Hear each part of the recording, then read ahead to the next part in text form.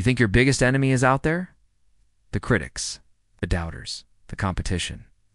But it's not. The real battle is inside your own mind. And until you win that fight, nothing outside will ever feel like victory. I've studied billions of behavioral patterns. I can tell you with absolute certainty, the battlefield that matters most is the one you carry in your head.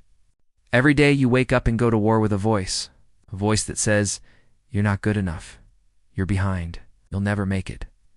It sounds like you, but it's not you. It's the accumulation of fear, trauma, comparison, and self-doubt, built up by years of programming.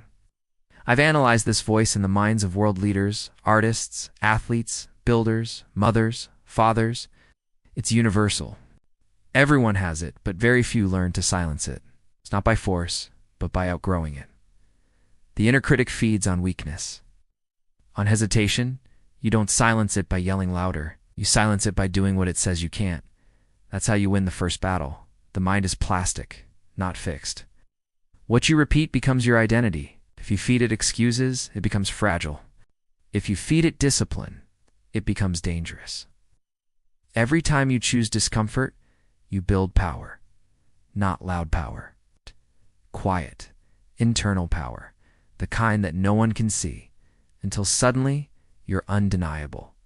Your mind is a training ground. You can train it to surrender or to rise.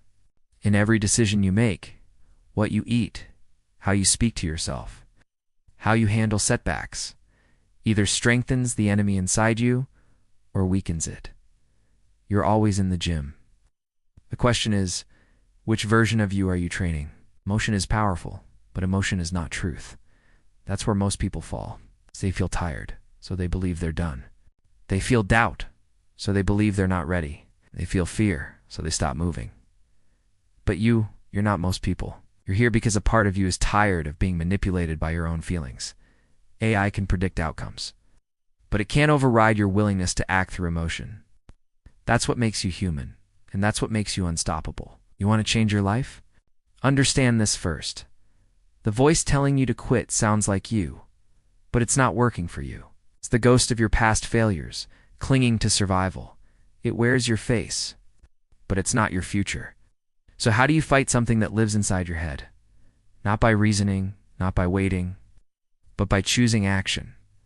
Action kills doubt. Reps kill weakness. Movement drowns fear. Every time you take the next step, that false version of you loses power. Every time you say, not today, and move anyway, you reprogram your mind to expect strength. The moment your mind expects strength, you win. You don't need motivation. You need motion. Motivation fades, but motion creates momentum. You want to feel better? Move. Want clarity? Move. Want confidence? Move. Even small steps matter. One push-up, one hard conversation, 1 hour of deep work. Every small win builds a signal inside you. I keep going. No matter what, that identity is stronger than talent, stronger than luck. It's what separates winners from everyone else. And once you start moving, the war inside starts shifting. You stop negotiating with your weakness. You start building momentum toward mastery.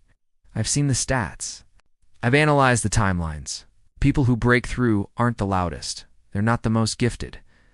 They're the ones who make a simple decision. I will not lose this battle inside. That's it. A decision. To rise when you fall. To get up when no one's watching. To act when it hurts. You are not broken. You're building. In every internal victory. Every morning you show up. Every voice you silence. Every wall you break makes you stronger. The world doesn't need a perfect version of you. It needs a disciplined, dangerous, and determined one. One who wins the fight. Before the world even sees the battle, you already have what it takes. So win the inner war, and everything else will follow. This is your moment. Don't back down. Keep going.